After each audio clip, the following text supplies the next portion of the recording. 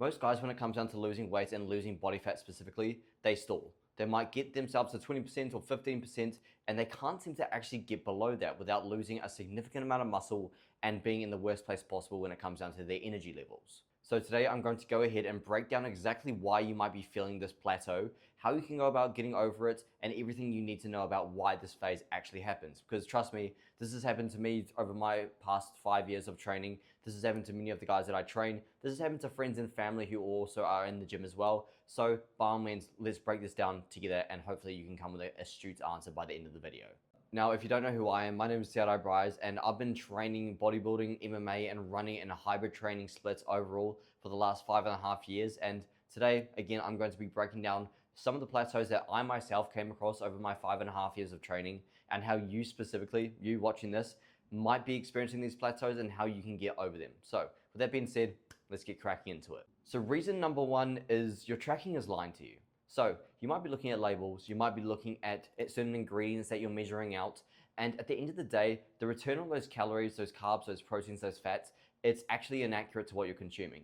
You might think you're consuming 2,000 calories, but at the end of the day, you might be consuming upwards of 2,300 to 2,400 to 2,500.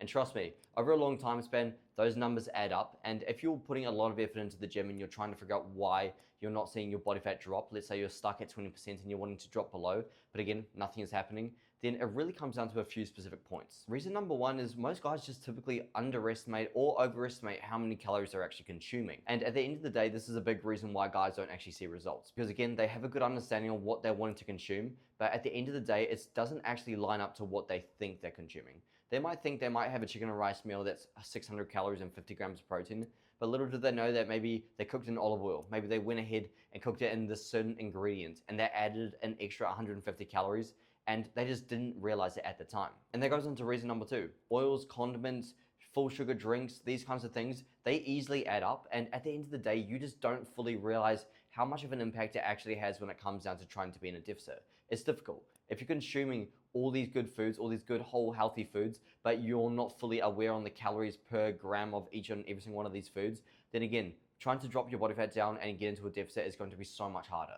Now, for a solution, one of the best things that worked for me was making sure that ignorance wasn't bliss. I needed to make sure I was fully aware of everything. So one of the best things I did was measure everything I consumed out by the gram, by the mil, by the liter, whatever it might be, and tracked everything only for 2 weeks.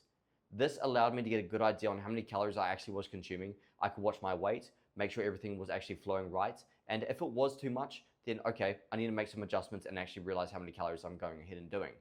Because at the end of the day, ignorance is bliss. And if you're not fully aware of all the calories you're consuming, then you will definitely overindulge in calories and again, not be fully aware of it. Reason number two is your training volume dropped without you realizing it. Now, for the average person, when you do drop your calories and you drop it by 200 to 300 to 400 and you try to get into a deficit, typically your intensity of training and your overall output does decrease as well. And that is just your body's response to trying to preserve energy. And at the end of the day, energy becomes a more valuable currency and your body typically won't spend it on just pure training. Now, this results in guys doing less volume, less muscle retention and overall muscle gain. You're not exerting yourself at the same level that you were when you're in a surplus and you won't be burning nearly as many calories. And it really just comes down to the fact that, of course, you're going to have less energy. And for a lot of guys, and me myself included, we might typically train weaker during a cut, a little bit softer, some might say.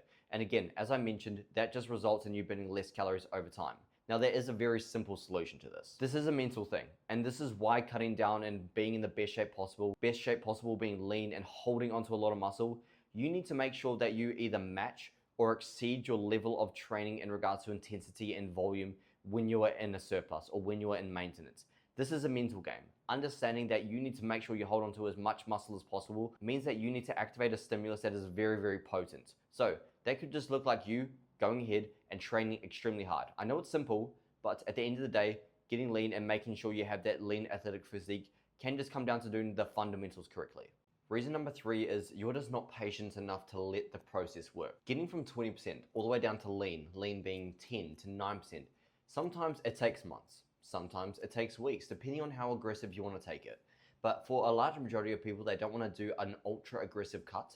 They just want to do a simple cut, nice and simple, keep the energies nice and high and retain as much muscle as possible. And that process by itself does typically take, on average, months. not just weeks. See, with a lot of guys, they might go ahead and train extremely hard. They might do all the right things, but they just don't see any results, or they see very, very little changes. And they might go ahead and compare that to other people and their progression and think there's something wrong with them, therefore making them act out and go and change everything they've been doing and overall mess with the long-term process. And this can happen at week 4, week 5, maybe even just week 3, but just understanding that if you are seeing progress, then that is something that compounds and it adds up, even if it's the smallest amount. Because if you go ahead and you make some progress, you train hard, you do all the right things correctly, and you do it on a consistent basis for upwards of 3 to 4 to 5 weeks, and you compare it to someone who's on steroids or someone who's online, or maybe even a close friend who's just got a different pool of genetics than you do, then at the end of the day, you need to understand that everyone has their rates on how they see progress. Sure, there are ways you can optimize it, but at the end of the day, you can go ahead and just be patient with the entire process. And if nothing has really changed after a couple of months, okay, that is when there's a discussion required. But at the end of the day, giving yourself only 3 to 4 to 5 weeks to see insane results is hyper unrealistic. The best thing you can do, and something that I did myself when it came down to my cut, was just giving yourself 12 weeks minimum just to work and let the process work. If you're doing it with a coach, like if you were to do one-to-one with me, obviously we'll be making adjustments as we go. But if you're going out by yourself and you're trying this for the first time, please just commit for 12 weeks and see how things go. Those 12 weeks will showcase where you fall short typically, whether it's maybe binge eating, whether it's inconsistent training, and you are able to adhere to that, and it gives you the clarity and the tools you need to go ahead and actually make adjustments for the next following couple of weeks.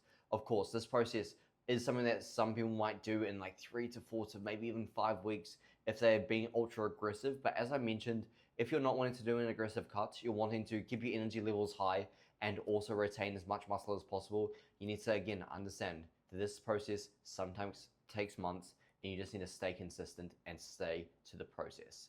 Now, reason number 4 is your recovery is broken, or it's not even optimized, and you're not even going ahead and trying to fix it. So if we think of the term recovery, what does that actually look like? We're thinking ice plunges, we're thinking saunas, we're thinking Thai massages, all these fancy things. But at the end of the day, sleep and walking and making sure your body is in a low cortisol zone, meaning your stress management is very, very good and your stress levels are very, very low, that is probably going to be the peak way that you can actually optimize recovery. And again, it's simple: sleep and stress management. Because if your sleep quality isn't ideal and you're constantly stressing yourself out, your cortisol is going through the roof. And having high cortisol levels basically equates to bloating, stubborn belly fat that doesn't actually burn off, and at the end of the day, slower progress when it comes down to cutting below that 20%. See, with a lot of guys, they might see a lot of progress, maybe dropping from 30 to 20% body fat, but their stress levels might be ultra high when they get to 20% body fat because their body's never been to that stage. Their sleep quality just isn't the greatest, and this is when they plateau. But again, this is what this video is about. I want to make sure that when you get to that stage where you do plateau and you aren't seeing any changes in your body, then you can go through each and every single one of these reasons I'm talking about and be able to identify which one is actually speaking to you specifically in your current situation. Now, I will say one thing. It's never just one of these things. Typically, it's all of them, or at least 3 to 2 of them stacked on top of one another. Because again, things compound as good things do. If you keep telling yourself that you're going to go ahead and talk to a girl, for example, you'll go ahead, you'll keep talking to girls, you'll build up the confidence, and you'll compound that momentum towards actually speaking to that one girl that you like, and then boom, you talk to that girl. That's the end result, right? The exact same goes when you're doing bad habits. If you keep indulging into bad habits and you let the momentum of you continuously indulging in them build up over a longer time frame, you're going to end up doing some crazy shit. That's just how it works. You might start off as something very, very minimal, maybe sleeping in, and then you let that bleed into another habit, and then another habit, and then another one, and another one, and another one, and then it just rolls into you doing something that you couldn't imagine yourself doing. Because again, momentum does compound, and it can be a very powerful thing. Powerful in a bad way, but in a good way as well. So if you're able to go ahead and identify all these different points that we talked about, identify which one actually speaks to you in your current situation and which one you feel is actually the issue for you, then by all means, that's going to be one of the best ways you can go ahead and actually get through a plateau. Plateaus being less muscle gain, plateaus being not dropping your body fat, plateaus being low energy and trying to figure out what's actually happening. Because at the end of the day, there is always going to be a reason, and the best thing you can do is realize that ignorance is bliss. And if you can just go ahead and blame yourself and say, it's just my genetics, it's just how I am, then at the end of the day, that's not actually going to solve your current situation. So again, with this video, I hope it's giving you some clarity around what you're wanting to do. And at the end of the day, having clarity will give you more direction around what to actually do in the next further steps to better your entire situation.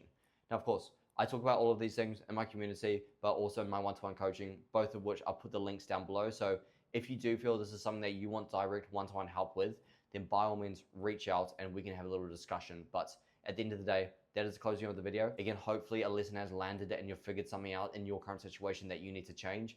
And at the end of the day, hit subscribe and I'll see you guys in the next one.